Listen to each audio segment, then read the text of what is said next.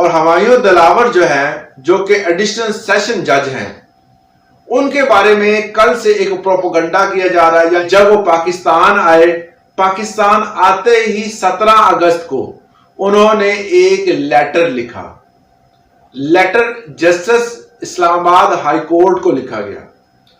उसमें उसने क्लियर लिखा कि जब से मैंने ये चेयरमैन पीटीआई इमरान खान के हवाले से फैसला किया है, मुझे जगह बजगह जो है वो थ्रेट किया जा रहा है, मुझे फोन कॉल्स आ रही हैं, मेरे बच्चों को स्कूल में जाने में मुश्किलात का सामना है। इस हवाले से उन्होंने जस्टिस इस्लामाबाद हाई कोर्ट को एक खत 17 अगस्त को लिखा था और कल के दिन इस हवाले से एक वाज़ह खबर आई कि उनको ओएसडी बना दिया गया।